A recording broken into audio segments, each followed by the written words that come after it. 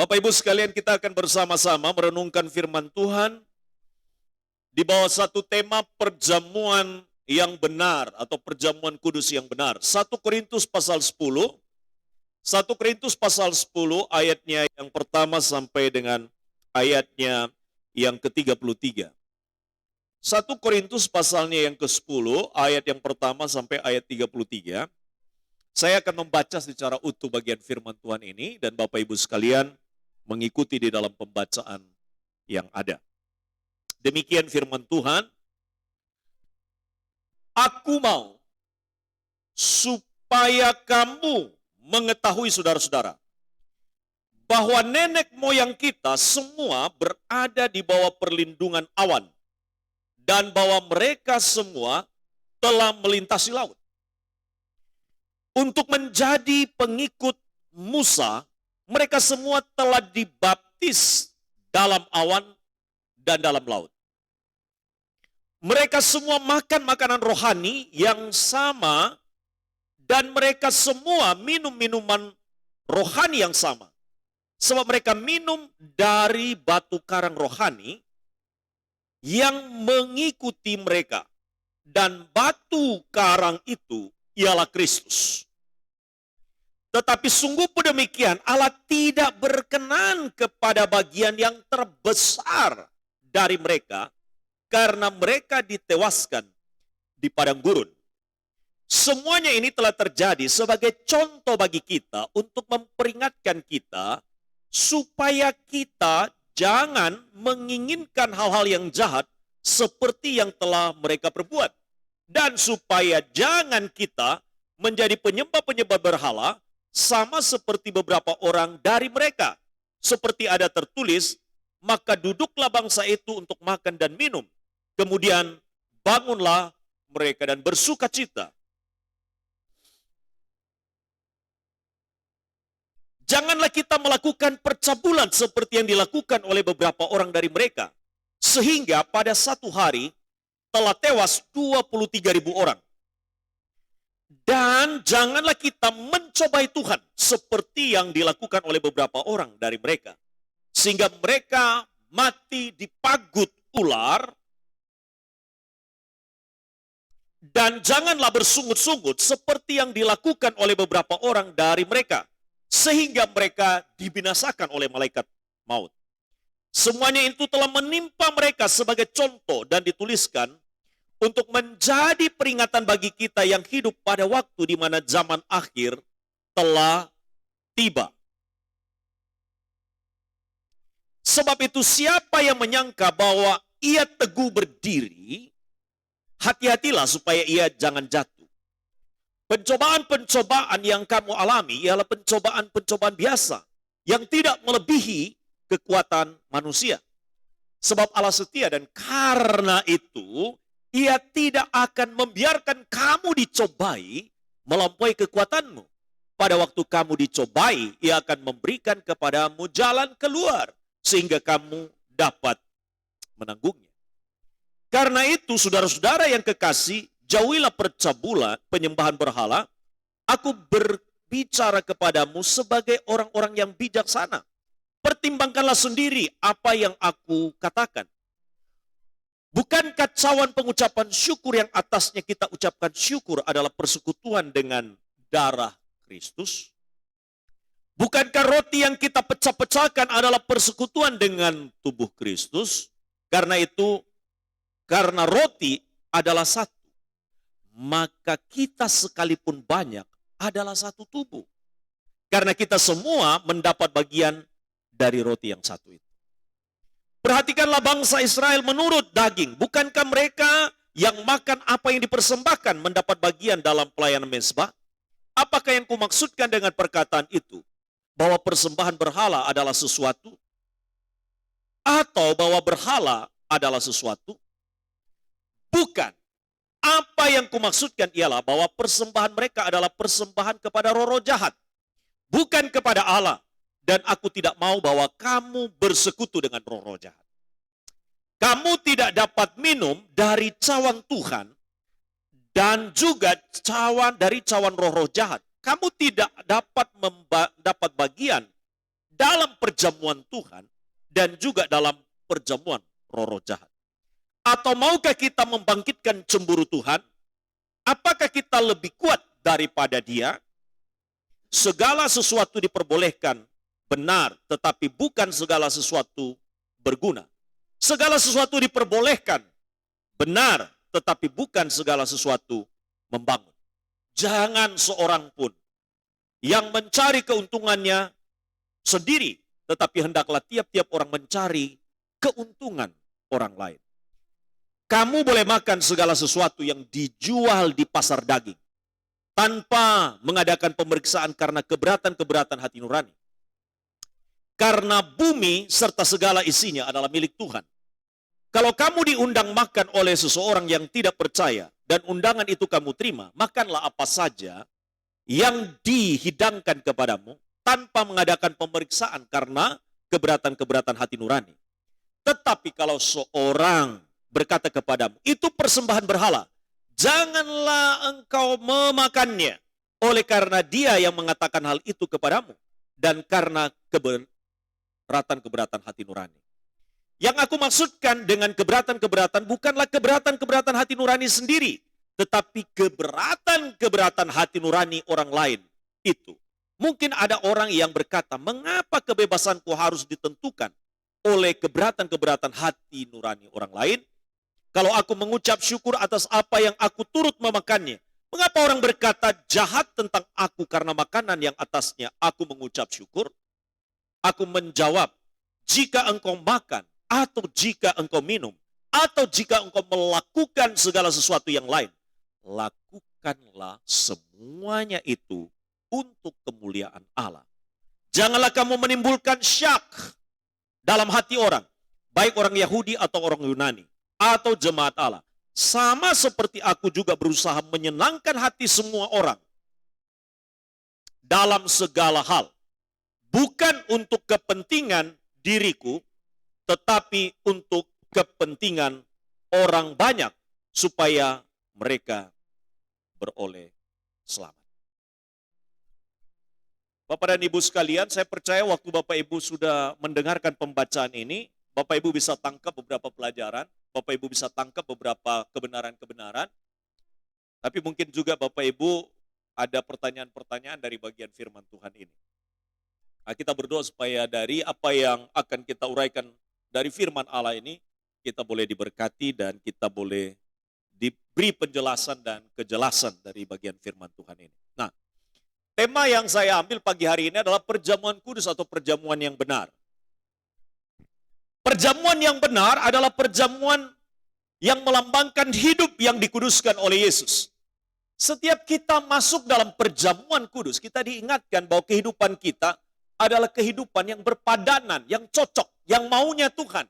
Maka dari hari ke hari kita membersihkan kehidupan kita dari pikiran yang jelek, dari hati yang meniati buruk kepada orang, dan dari segala rancangan-rancangan yang bisa saja muncul secara tidak sengaja ketika kemudian dibangkitkan oleh persoalan-persoalan di sekitar kita atau orang lain. Jagalah hati kita sehingga kita tidak dirusakkan kehidupan roh kita yang sudah disucikan oleh Allah dengan hal-hal yang sedemikian rupa. Hidup yang dikuduskan oleh Yesus. Jadi perjamuan yang benar harus disertai dengan hidup yang kudus. Ayat yang baru kita baca berkata, aku mau supaya kamu saudara-saudara mengetahui bahwa nenek moyang kita semua berada di bawah perlindungan awan. Dan bahwa mereka semua telah melintasi laut untuk menjadi pengikut Musa. Mereka semua telah dibaptis dalam awan dan dalam laut. Garis bawahi kata dibaptis. Di dalam bahasa Yunani memakai kata baptizo. Baptizo artinya keluar. Keluar dari mana? Keluar dari air. Maka ada tafsir yang mengatakan bahwa baptizo yang dipakai pada waktu Yesus masuk dalam air adalah ditenggelamkan. Belum tentu. Karena masuk ke dalam air tidak selalu berarti bahwa ditenggelamkan. Masuk di dalam air bisa juga adalah dipercikkan atau diurapi. Bisa juga itu ditenggelamkan atau dibenamkan. Tapi yang paling mendasar adalah kata baptizo itu selalu menunjuk kepada ada unsur air. Unsur air ada maksud dan artinya adalah maksud untuk membersihkan. Nah, karena itu saudara-saudara, saya diingatkan dengan apa yang saya sudah khotbahkan pada beberapa minggu yang lalu. Bahwa kehidupan kita di dalam Tuhan itu terus-menerus dicuci. Atau memakai kata pada waktu itu yang saya katakan adalah kata kibes. Dicuci. Ya, tiap hari kita mencuci sama seperti kita mencuci pakaian kita, melaundry pakaian kita supaya bersih. Maka orang percaya tidak bisa membersihkan hidupnya sendiri tanpa dikuduskan dan dibersihkan oleh Tuhan. Tapi kita harus datang dengan pengakuan dan kejujuran karena dosa yang diampuni adalah dosa yang diakui. Tidak ada penyucian tanpa pengakuan. Tidak ada pembersihan tanpa kejujuran. Itulah sebabnya banyak orang percaya hidup dalam Tuhan tapi menyembunyikan dosa di hadapan Allah. Maka ketika kita ada di dalam perjamuan dengan Tuhan, kita tidak dikenan olehnya. Sekalipun kita ambil roti, ambil cawan, minum untuk perjamuan kudus. Ingat bahwa kehidupan kita terang benderang di mata Tuhan dan dia meneropong kita 24 jam dari hari hidup kita. Itulah sebabnya kita diinginkan Tuhan seperti apa yang saya sudah sampaikan dalam khotbah pada minggu-minggu yang lalu. Kata kibes adalah kita dicuci. Kemudian ada kata sata, S-H-A-T-T-A-H. Artinya apa? Kita terus-menerus disapu bersih hidup kita. Pagi-pagi saya sudah bersihkan. Selalu halaman depan dari ujung ke ujung itu saya bersihkan. Kenapa? Karena bersih itu indah. Tapi bersih itu adalah menjadi gaya hidup orang yang percaya. Secara rohani berarti bahwa kecintaan kita untuk hidup yang bersih, hidup yang suci, yang terus-menerus dicuci adalah bagian dari hidup orang percaya yang menikmati persekutuan dengan Tuhan secara benar. Maka perjamuan Tuhan harus membawa kita untuk makin hari itu makin mencintai kehidupan yang kudus. Umat Israel memang tidak ada kaitan dengan kita. Tidak ada kaitan. Kita bukan dari keturunan orang Israel. Tapi dikatakan ambil pelajaran. Ambil pelajaran. Berkali-kali di dalam 1 Korintus pasal 10 yang kita baca. Ambil pelajaran. Ambil hikmahnya. Ambil pelajaran. Ambil hikmahnya. Karena kegagalan dari umat Israel adalah ketika mereka hidup melupakan Tuhan. Hidup tidak lagi menyembah kepada Allah. Hidup justru kepada berhala. Bahkan di dalam perjalanan dari Mesir menuju ke tanah Kanaan. 40 tahun perjalanan mereka diputar-putar di tanah, di padang gurun, pasir. Itu karena ketidaktaatan mereka. Padahal itu bisa ditempuh 40 tahun. Makanya ketika orang hidup tidak lurus, hidupnya bengkok, jalannya tidak benar, maka dia diputar-putar, tidak pernah sampai kepada tujuan yang ditujunya. Kenapa? Karena Tuhan mau memproses supaya bersih di situ. Itulah sebabnya Bapak Ibu Saudara, kita ambil pelajaran berharga. Perjamuan yang benar adalah membawa hidup kita makin dikuduskan. Yang kedua, makan dan minum secara rohani. Itu makna perjamuan kudus. Makan dan minum perjamuan rohani. Ayat Alkitab yang baru kita baca dikatakan, mereka semua makan makanan rohani yang sama. Dan mereka semua minum minuman rohani yang sama. Sebab mereka minum dari batu karang rohani yang mengikuti mereka. Dan batu karang itu ialah Kristus. Pembedaannya dengan kita apa? Makanan rohani. Kalau umat Israel makan makanan jasmani, roti atau mana yang diturunkan oleh Allah, itu pun mereka bersungut-sungut pada waktu dikasih makan. Katanya bosan dengan semuanya itu. Yang kedua adalah mereka diberi apa? Mereka diberi daging. Ya, diberi daging puyuh, didatangkan daging puyuh. Ya. Mereka diberi air. Dan beberapa kali peristiwa Allah membuat air bagi mereka dari gunung batu. Allah membuat air bagi mereka dari berbagai macam cara. Tapi mereka masih bersungut-sungut. Nah, pelajaran berharga bagi kita. Waktu kita ikut perjamuan kudus. Waktu kita mengambil bagian dari perjamuan dengan Tuhan. Itu berarti kita makan secara rohani. Makan secara rohani artinya mendapatkan asupan rohani dari Yesus Kristus sebagai batu karang kita. Kalau karang atau batu di mana air dialirkan kepada mereka untuk minum dalam perjalanan.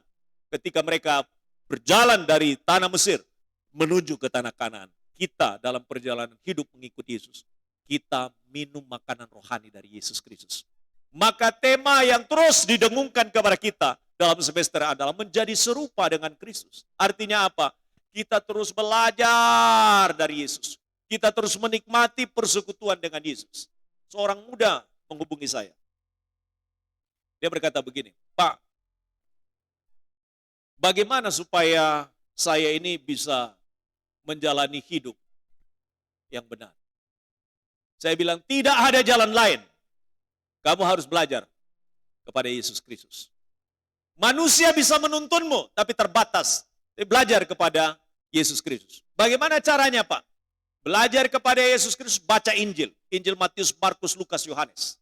Dan saya katakan kepada dia, Injil ketika engkau baca, ingat baik-baik, ia akan memberikan kepadamu tuntunan sehingga kau dapat dibawa kepada Kristus secara benar. Karena Injil adalah kekuatan Allah yang menyelamatkan setiap orang yang percaya. Injil kekuatan tak bermanfaat dan menyelamatkan ketika hanya sekedar dibaca, hanya sekedar menjadi pengetahuan. Dan semua orang di luar Kristen pun membaca Alkitab, tapi tidak meroleh manfaat di dalamnya. Karena apa? Mungkin mereka tidak meresponinya. Tapi ketika mereka meresponinya, karena Yesus bukan hanya datang untuk orang Kristen. Yesus datang untuk semua manusia. Dan karena itu, setiap orang dalam dunia ini butuh Injil. Injil adalah kekuatan Allah. Ketika kita terima Injil, kita memperoleh kekuatan. Ketika kita terima Injil dan percaya kepada Injil, maka kita memperoleh kekuatan. Maka orang kuat dapat berjalan menjalani hidup rohaninya sampai akhir.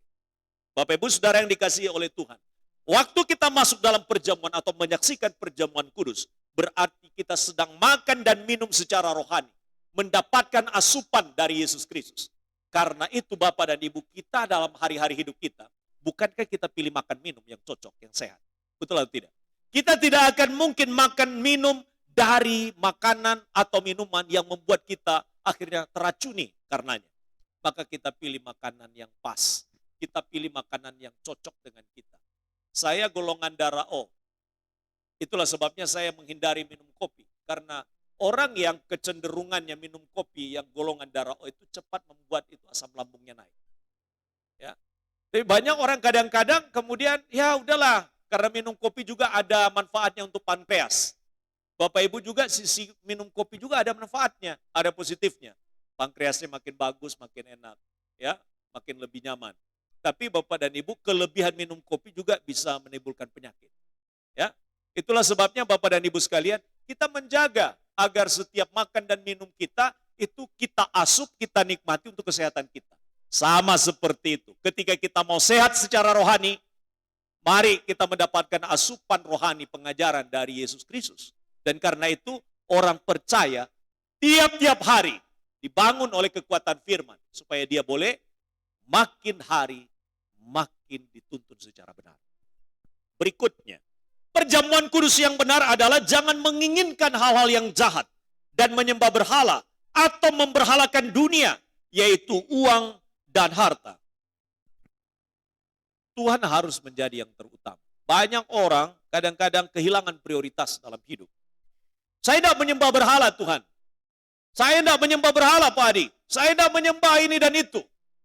Tapi ketika kita mengesampingkan Tuhan dan menganggap yang lain lebih utama, kita telah menjadi orang yang menyembah kepada berhala. Mengapa? Karena Kristus atau Tuhan bukan menjadi yang terpenting bagi kita.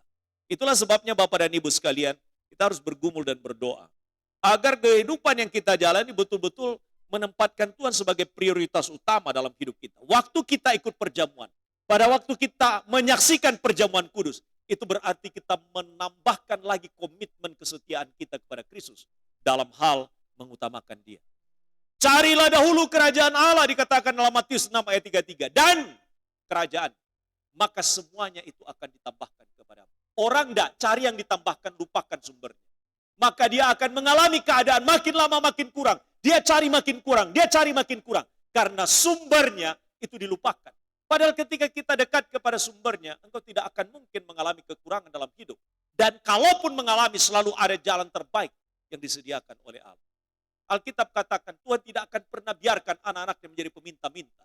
Karena Tuhan pelihara dan bertanggung jawab atas hidup kita. Jadi pada waktu kita ikut perjamuan kudus, tambahkan lagi komitmen kita dalam kesetiaan kepada Dia. Dengan kita meninggalkan hal-hal yang jahat. Dengan kita tidak menciptakan berhala-berhala baru. Dan mengesampingkan Tuhan. Saya tidak butuh Tuhan. Pada waktu susah baru cari Tuhan. Itu sesuatu hal yang kurang adil dalam sikap kita terhadap Allah. Waktu Dia dalam kita susah, kita cari Dia. Padahal dia telah memberkati hidup kita enak. Lalu kita berkata semua karena saya, bukan karena Tuhan. Lalu dia tidak mendapatkan prioritas dalam hidup kita. Ingat, waktu kita bersama dengan Tuhan dalam perjamuan, itu sama dengan peristiwa di mana kita diundang oleh dia. Itu berarti waktu kita diundang oleh dia, kita adalah orang-orang yang spesial dalam undangan Tuhan. Beberapa hari atau beberapa minggu yang lalu, atau 1 minggu yang lalu, manuver yang luar biasa dilakukan oleh Presiden Jokowi, memanggil 3 calon presiden, diajak makan bersama. Anies diajak makan, Prabowo diajak makan, Ganjar diajak makan, dan mereka makan bersama-sama. Bapak Ibu, hanya 3 orang itu yang diundang, tidak ada yang lain. Mereka makan bersama. Apakah tujuannya hanya untuk makan? Tidak. Tujuannya lebih dari sekedar makan. Tujuannya adalah membangun sebuah komunikasi yang baik agar tercipta suasana pesta demokrasi yang lebih kondusif. Sehingga dengan demikian juga ada sisi yang lain, bahwa presiden itu adalah berdiri netral sekalipun anaknya jadi wakil presiden. Itu ada maksud-maksud. Nah, saya mau katakan juga, perjamuan kudus atau perjamuan dengan Tuhan tidak hanya sekedar makan roti dan minum cawan perjamuan, tapi membawa kita untuk makin menyadari bahwa Tuhan tidak boleh dikesampingkan. Tuhan harus menjadi yang terutama, yang menjadi prioritas dalam hidup kita. Katakan amin. Berikutnya adalah waktu kita memaknai perjamuan kudus, memahami perjamuan kudus, itu berarti jangan sampai kita mencobai Tuhan. Umat Israel mencobai Tuhan di padang gurun. Alkitab yang kita baca berkata, janganlah kita mencobai Tuhan seperti yang dilakukan oleh beberapa orang dari mereka, sehingga mereka mati di pagut ular. Sekarang pertanyaannya, apa bentuk saya mencobai Tuhan? Nah, coba lihat orang Israel. Ketika mereka mencobai Tuhan di padang gurun, apa inti dari sikap mencobai Tuhan? Inti sikap mencobai Tuhan adalah meragukan kasih dan kuasa Tuhan yang menyediakan kebutuhan bagi mereka. Jadi kalau kita bertanya begini, Tuhan, saya masih bisa hidup enggak besok? Itu kan meragukan Tuhan, mencobai Tuhan. Padahal Tuhan itu pemilik alam semesta ini. Masakan dia tidak akan membuka berkat bagimu dan saya? Itu kan mencobai Tuhan. Karena itu Bapak Ibu Saudaraku, meragukan Tuhan dan kuasanya, itu adalah salah satu bentuk mencobai Tuhan. Karena apa? Itu seolah-olah Tuhan tidak berkuasa. Itu berarti Tuhan itu adalah Allah yang tidak penuh dengan kasih. Padahal Tuhan penuh dengan kasih dan sayang. Panjang sabar dan berlimpah kasih setia. Kalaupun dia menyimpan dan merekam semua yang terjadi dalam hidup kita, Tuhan tuh masih memberi kesempatan bagi kita untuk kembali dan bertobat kepada dia. Kalau seandainya pada saat yang sama perbuatan kita langsung dihakiminya, habis kita. Tapi Allah itu adalah panjang sabar dan berlimpah dengan kasih setia. Jangan mencobai Tuhan, apalagi meragukan dia, hanya masalah kebutuhan hidup kita. Kita seharusnya percaya pada Tuhan dan tidak meragukan kuasanya. Bapak Ibu, waktu kita masuk dalam perjamuan Tuhan, apa yang Tuhan mau? Jangan pernah ada sikap bersungut-sungut dalam hidup kita. Selalu menggerutu kepada Tuhan. Selalu menyalahkan Tuhan. Tuhan ini gimana sih? Ya, saya pernah menyampaikan di sini ya.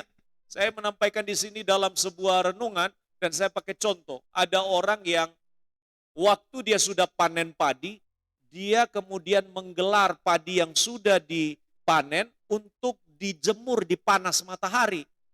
Waktu panas matahari beberapa jam tiba-tiba turun hujan. Dia kemudian ringkas masukkan lagi ke dalam rumahnya.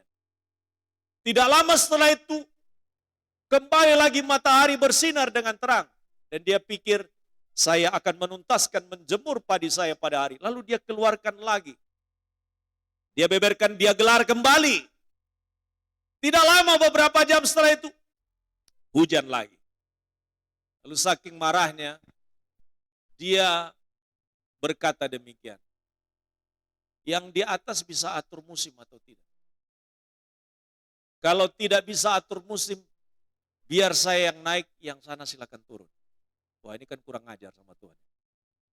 Ya kan? Itu kan mencobai Tuhan. Kalau Tuhan yang turun, habis.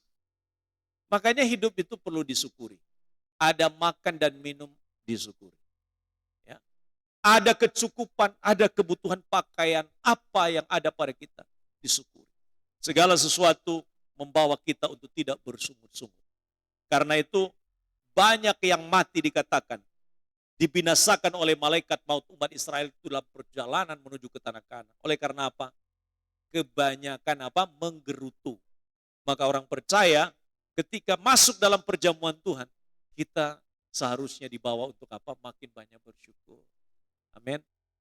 Amin. Ya. Ini coba lihat orang-orang di sekitarnya, wajah-wajah bersyukur.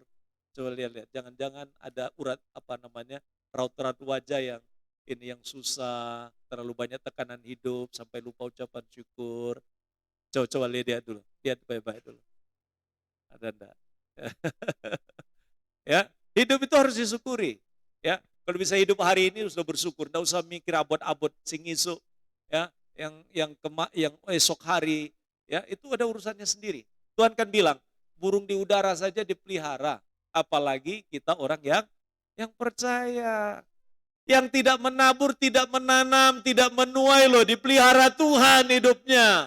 Opo mane awa ede we ana ego Gusti. Mosok nggak pelihara ambek Gusti. Pasti dipeliharanya. Karena itu ake-ake ngersulone. Ya, yang terlalu banyak bersungutnya dikurangi titik-titik lalu kemudian hilang. Ya. Amin. Satu kali saya pergi dengan tukang ojek. Saya pesan Maxim, ambil mobil saya yang lagi di servis di Gedung Kandang. Itu kira-kira berapa waktu itu? Mungkin sekitar 16.000 atau berapa gitu ya. Ke sana. Lalu saya tanya-tanya dia, Mas, sampai dapat berapa setiap hari itu kalau ngojek gitu, kalau jalankan ini? Berapa kira-kira? Ya kira-kira 50.000 Pak, dapat sehari bersihnya. Tapi kalau seandainya maksimalnya bisa nggak sampai berapa kira-kira? Ya 75 sampai dengan 100.000. Jadi kalau seandainya setiap hari dapat 50.000 berarti 1,5 juta. Saya tanya lagi, Ibu ada pekerjaan atau tidak? Ada Pak, kerjanya di pabrik.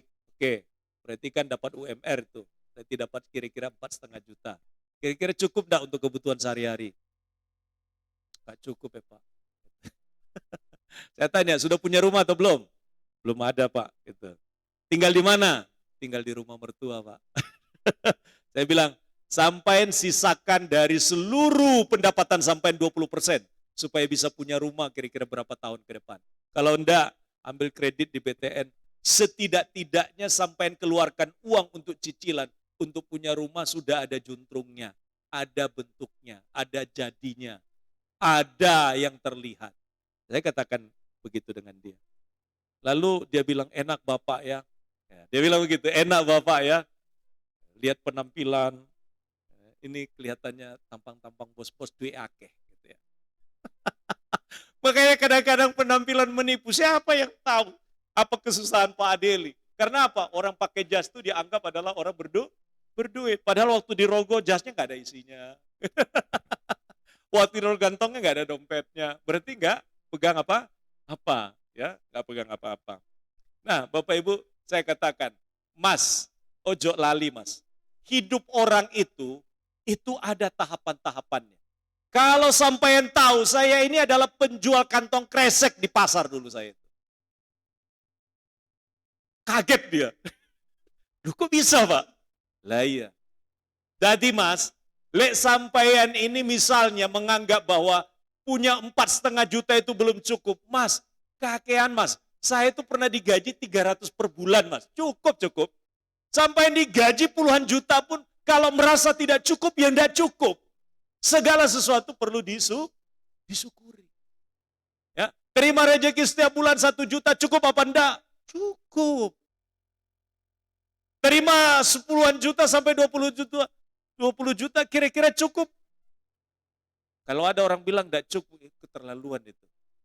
Ya kan? Tapi bukan masalah angkanya 1 digit, 2 digit, 3 digit. Bukan. Tapi ucapan syukurnya itulah yang penting. Makan dengan sayur, tempe, dan tahu dipenuhi dengan ucapan syukur, larinya sehat di badan. Tapi makan dengan daging dalam keadaan hatinya dongkol, itu membuat tetap kurus badan kita. Kenapa? Karena ternyata gizinya lari kemana? Ke sungut-sungut tadi itu. Lari. Ya, amin ya. Makanya kalau seandainya hari ini bisa kontrak, ya puji Tuhan. Besok kita doakan, ada lagi perpanjangan. Kalau besok ada kesempatan bisa beli ini dan beli itu, kita syukuri. Hari ini harga cabai naik atau turun? Naik. Apakah karena harga naik tidak makan pakai cabai? Masih pakai kan? Nah, harga beras naik atau turun? Naik. Apakah tidak pernah makan nasi? Masih makan. Makanya saya berkata kepada Mbah Suito. Mbah Suito bilang, wah harganya muda. Gitu ya. Harga cabai naik, harga bawang naik, harga segala macam naik. Saya tanya begini, masih bisa beli? Masih bisa. Kalau kemarin bisa 1/4, sekarang tinggal 1 on. Nah, itu. Makanya hidup itu harus dipenuhi dengan syukur. Maka kalau orang-orang hidup dalam perjamuan dengan Tuhan, masih ada banyak ngersulonya, masih saja bersungut-sungut. Nggak ada artinya kita perjamuan dengan Tuhan. Kenapa? Karena perjamuan dengan Tuhan itu membawa kita untuk makin bersyukur menjalani hidup. Amin. Amin. Puji Tuhan. Perjamuan kudus menuntut kehidupan yang benar dan kudus. Dan karena itu, mari kita jaga hidup kita. Berikutnya adalah perjamuan Tuhan membawa kita untuk mempersembahkan hidup kita kepada Tuhan. Alkitab katakan, apa yang kumaksudkan ialah bahwa persembahan mereka adalah persembahan kepada roh-roh jahat, bukan kepada Allah. Dan aku tidak mau bahwa kamu bersekutu dengan roh jahat. Waktu kita hidup dan memaknai perjamuan kudus, berarti kita disadarkan bahwa kita mempersembahkan seluruh keberadaan hidup kita kepada Allah. Maka Alkitab katakan, persembahkanlah tubuhmu, persembahkanlah hidup sebagai persembahan yang hidup, yang kudus dan yang berkenan kepada Allah. Itu adalah ibadahmu yang sejati. Sejatinya ibadah adalah hidup kita yang dipersembahkan kepada Tuhan. Maka nyanyi begini, Tuhan, pakailah aku Tuhan. Bentuklah aku Tuhan. Maka kita nyanyi, hidup ini adalah kesempatan. Oke, lanjut. Hidup ini untuk melayani Tuhan. Terus, jangan sia-siakan waktu yang Tuhan beri. Hidup ini harus jadi berkah. Nah, yang referennya ya. Yang referennya, ayo prakteknya nanti. Oh Tuhan, pakailah hidupku selagi aku masih kuat. Bila saatnya nanti ku tak berdaya lagi, hidup ini sudah jadi berkah. Begitu. Salah satu anggota kita kan sudah dipanggil pulang ke rumah Bapa di surga. Tapi masa-masa dia muda, masa-masa dia ikut percaya Yesus itu semangat. Seringkali di persekutuan kalau pimpin pujian itu semangat dia. Ya. Dan kalau naik di sini ibadah, walaupun dia ngos-ngosan, naik ibadah. Itu Ibu Yapen. Sebentar kita akan kebumikan. Mumpung kita ini masih sehat-sehat. Yang muda-muda ini ayo, semangat. Ya, yang muda-muda. Kalau yang sudah tua-tua, juga tetap semangat. Ya, semangat mendoakan yang muda-muda ini. Supaya apa? Supaya yang muda-muda dan kita semua juga terus dipakai untuk menjadi berkat. Garis bawahi, pakailah hidupku Tuhan.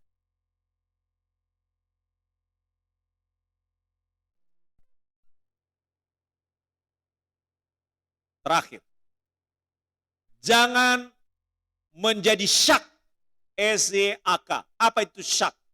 Jangan menjadi sandungan, jangan menjadi penghalang bagi orang lain untuk dekat dengan Tuhan dengan perilaku hidup kita. Sikap hidup kita itu bisa membuat orang tersandung. Perbuatan kita, tingkah laku kita bisa membuat orang jadi mencemooh kehidupan kekristenan. Mengapa? Karena perilaku hidup kita seharusnya menggambarkan ajaran yang kita terima, yaitu dari Kristus. Maka dikatakan oleh Alkitab, jangan kamu menimbulkan syak dalam hati orang. Baik orang Yahudi, orang Yunani maupun jemaat Allah. Sama seperti aku juga berusaha menyenangkan hati semua orang dalam segala hal. Bukan untuk kepentingan diriku, tetapi untuk kepentingan orang banyak. Supaya mereka beroleh selamat. Ya, ingat dalam bagian ini. Yo opo carane nyenangno hatine wong liya. Bagaimana kita bisa menyenangkan hati orang lain? Itu tidak mungkin terjadi kalau kita tidak bisa menyenangkan hati Tuhan. Nyanyiannya apa? Menyenangkanmu, senangkanmu, hanya itu kerinduanku. Loh, datang ini menyenangkan hati Tuhan atau tidak?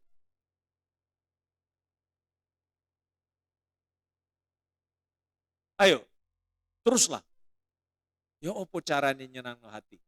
Nah, kalau kita sudah bisa menyenangkan hati Tuhan, baru kita belajar menyenangkan hati sesama kita.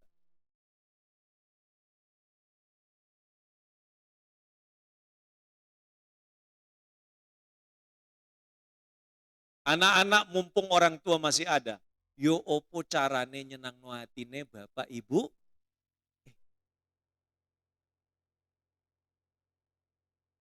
Coba lihat, setelah orang meninggal, petinya dibelikan yang paling mahal. Bunganya dicarikan yang paling mahal. Pakaian dicarikan yang paling mahal. Dia bisa menikmati atau tidak? Tidak bisa lagi. Ayo mumpung saya urip, nasi rawon, nasi soto, siapkan yang baik. Suami masih ada, ayo layani. Mumpung saya urip. Nanti tidak bisa hidangkan lagi nasi goreng. Mas, saya tidak bisa lagi memberi kamu nasi goreng buatanku. Loh, es kelewatan. Apa kesukaan suami? Ayo berikan. Ayo belajar nyenangno hati pasangannya. Yang suami, ayo bagaimana cara nyenangkan hati istri. Tidak perlu dibawakan itu emas 1 kilo. Tidak perlu. Bagaimana membuat hatinya disenangkan. Orang tua kepada anak-anaknya, yo opo carane nyenangno hati.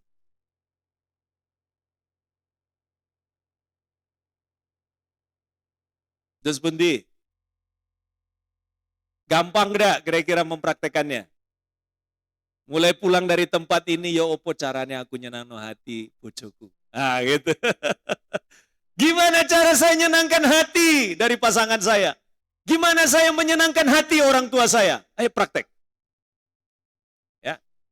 Karena persekutuan dengan Tuhan membawa kita menyenangkan hatinya. Tapi juga menyenangkan hati orang-orang di sekitar kita. Terus Bundi siap? Siap? Kalau enggak siap saya akan khotbah lagi. Kita berdoa.